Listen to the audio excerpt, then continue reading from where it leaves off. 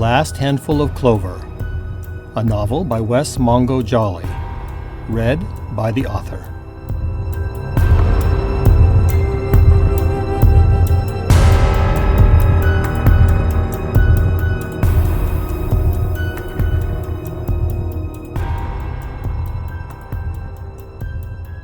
Chapter 47. The Tug. June 6, 4:15 p.m. Richard lay sprawled in the hallway of his house for long minutes, listening to the grandfather clock tick in the living room. It took some time for his body to fully recover. Long after he had heard Big Bird pull away from the curb, he could still feel the burning as his bones continued to knit themselves back together, as torn muscle pulled back into place, and as rent skin mended itself like the seal on a zipper bag. Once he had the strength, he brought a hand before his face and made a fist. Everything appeared to be back in place now, and the whole body agony had receded to a dull throb. He used the table in the hall to help him climb shakily to his feet and looked around the empty entranceway. Everything looked so much like he remembered it, and yet that didn't bring him comfort. He staggered into the kitchen, carefully avoiding the festival of gore in the living room as he rushed by. All the dining room chairs were pulled up close to the table, so he could find no easy place to sit, and there was no way he was going back into the living room. Finally, he satisfied himself by going into the kitchen and sitting on a counter. His feet dangled above the floor, and the sound of the faucet dripping was like a small drum tapping annoyingly against the stainless steel sink every 30 seconds. I have to fix that, Richard thought. Then he realized, I'll never fix anything in this house, ever again. He could imagine Keith walking in on this scene, and the look he'd get. "Get your ass off the counter," Keith would say with a smirk. "God knows where it's been." The thought of it made him smile, and he closed his eyes, trying to retain the image. Slowly, his mind was drawn back to what had happened on the way back to the house. It seemed dreamlike now, but he could remember running. He had been going like a bat out of hell down 7th East, desperate to get back home, to get back to Keith. He remembered passing Trolley Square and the Whole Foods where he used to get that artisan cheese Keith loved. A few blocks later, he was zooming around the occasional pedestrians and dodging cars as he tore through intersections. He was just nearing the avenues, and then I heard a voice. He remembered it now. It had been a high-pitched, almost adolescent voice, and it was screaming the words, "Stop running." He didn't know if the voice had been screaming at him, but it had a desperate quality to it that had caused him to screech to a halt. He remembered looking back and noticing that he was on South Temple. And I remember a boy. Yes, he remembered. It was a boy with a straw hat. It had to be the same boy with the straw hat that he'd seen in Liberty Park. But as the boy neared him, he could have sworn that he actually looked at him. And not only looked at him, but really saw him. He pictured the boy raising his arms, and then he remembered something else. Something the boy had said just before he winked out. What was it? Something about being reset? "Oh, God, I was standing in the middle of the goddamn street," Richard said aloud, remembering now the sign for South Temple. He put his face in his hands and moaned, "Oh, damn it, I must have been hit. Oh, Jesus Christ, does being a ghost make you stupid?" He leaned his head back against the kitchen cabinets, disgusted with himself. But with the departure of his pain, his mind now felt uncommonly clear. and he knew that what had just happened to him was important and that he needed to understand it. He had experienced something vital about being a ghost. This world was full of mysteries, and this one seemed critical. "I was reset," he said, remembering the last words the boy had spoken. The boy had to have been a ghost too, and he had used that word, reset. Somehow he had returned here, and not just to this house, but to the exact spot where he had died. So yes, that word seemed right. He supposed that meant that ghosts weren't invulnerable after all.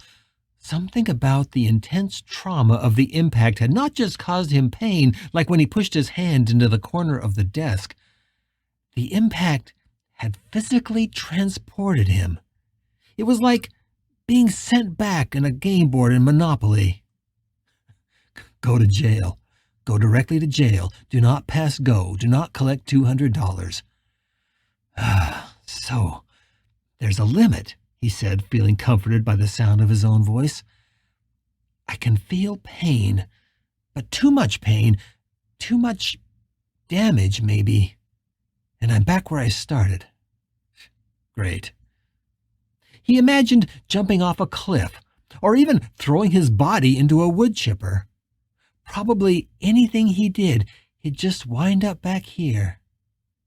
If he was right, it really meant that there could be no escape, no suicide, no way to ever leave this world. The very idea of it made a knot gather in his stomach.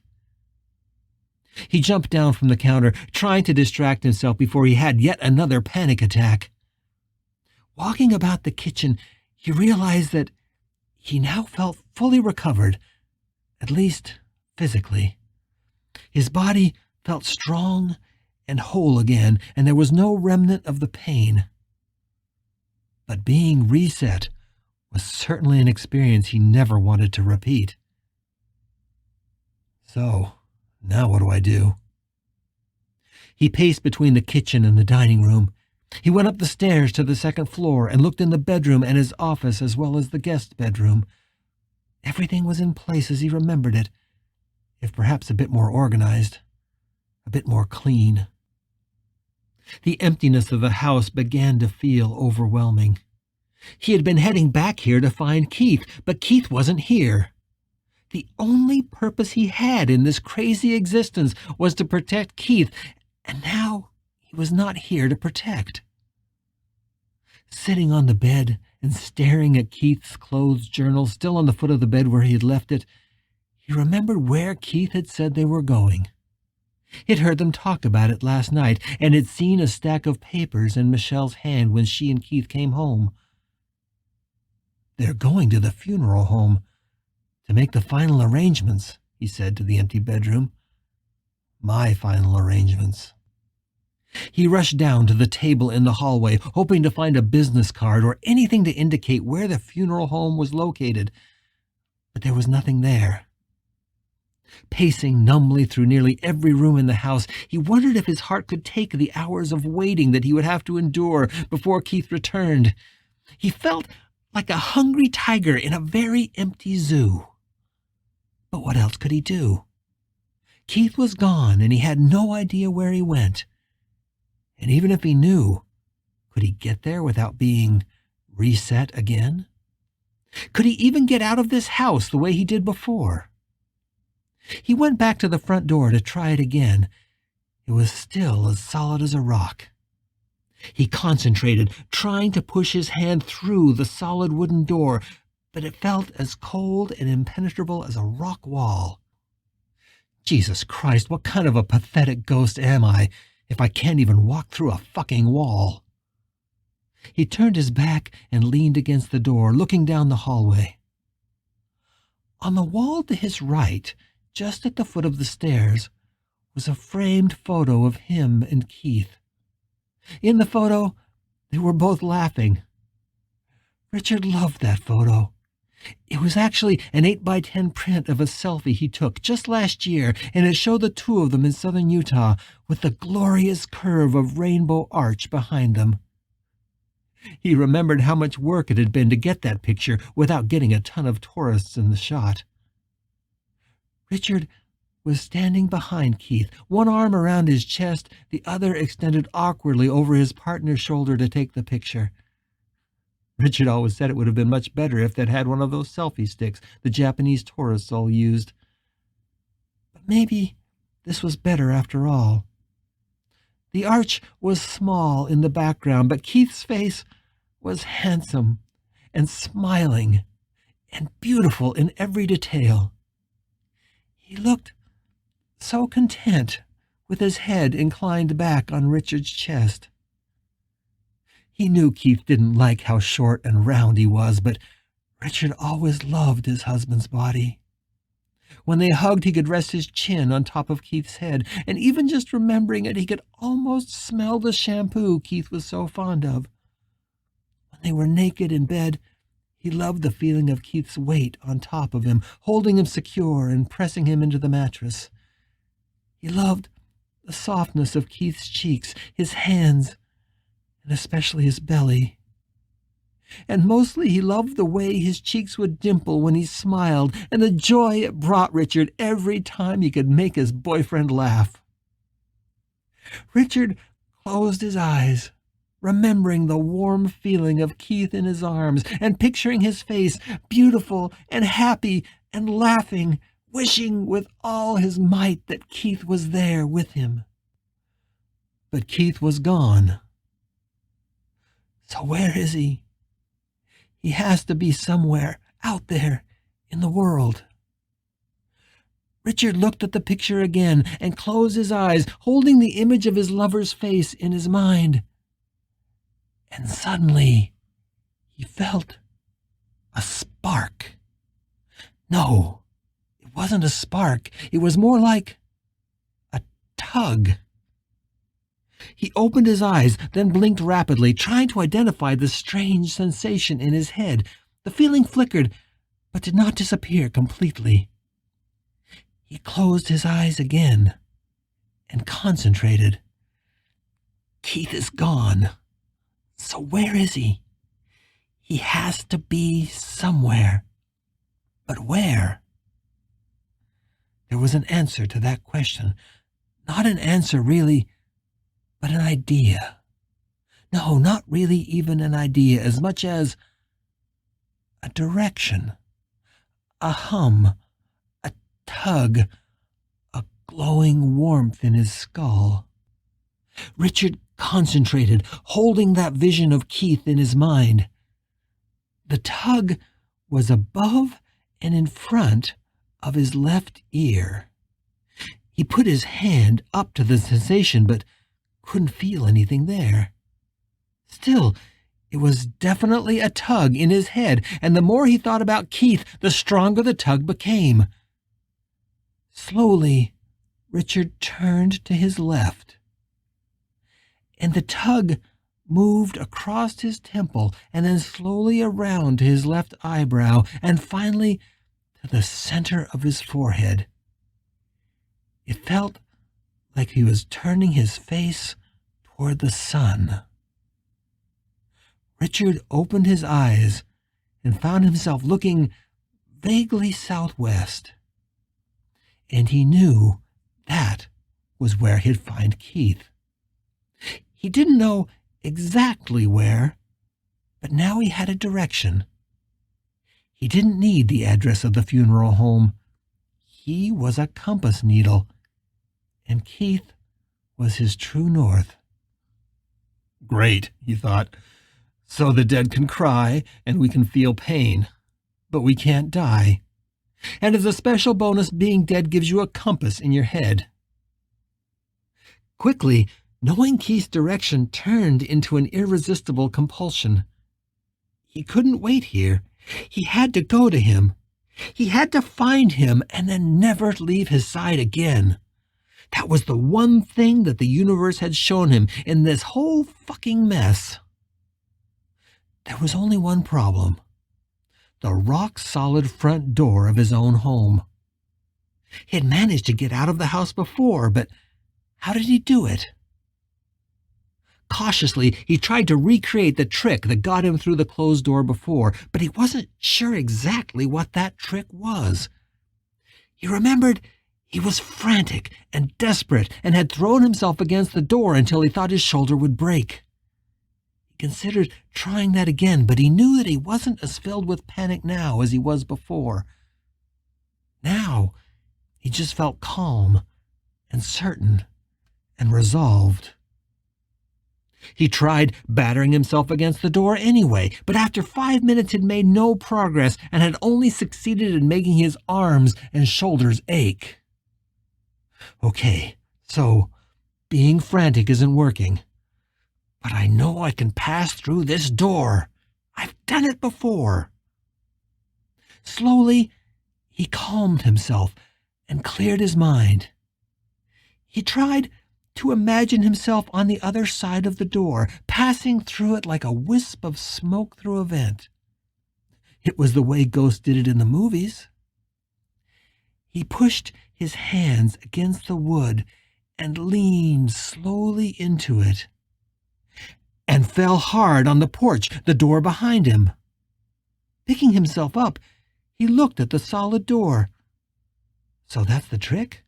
Just being slow and deliberate? It's just a matter of concentration? I certainly hadn't been deliberate the first time. He sighed, knowing that this was just one more thing about this new world that would likely remain mysterious to him. Maybe he should just accept that he couldn't understand all of this at once. He had time. He had a long time. And it would be a long time at Keith's side. Richard ran in the afternoon sunlight. He ran, but he ran much more carefully now, looking both ways before crossing streets and avoiding impacts with people or anything else solid. He made slower time as he zipped out of the avenues and down South Temple, but now the warmth on his face was not only the sun, it was also the glow of Keith, which he could feel whenever he pictured his face. No, actually, he could feel it best whenever he pictured the two of them together, like in the photo. Richard realized that would always be the trick to finding the man he loved. He just needed to imagine Keith in his arms, the way he was for all those years. He just needed to remember them together and remember how happy they were, imagine his eyes, his lips. When he did that, the universe would always try to draw them back together. Richard ran. What a great day to be alive, he thought, then corrected himself. No, what a great day to be dead. And for the first time since he came back, Richard actually felt happy.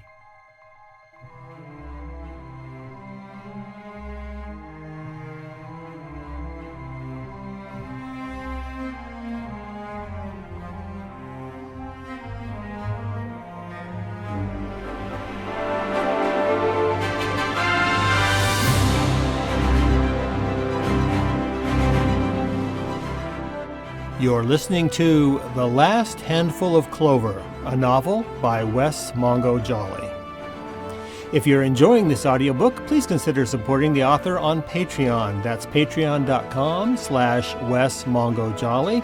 And for more information, check out the author's website at wessmongojolly.com. That's WESSMONGOJOLLEY.com. Thanks for listening and stay tuned for more episodes.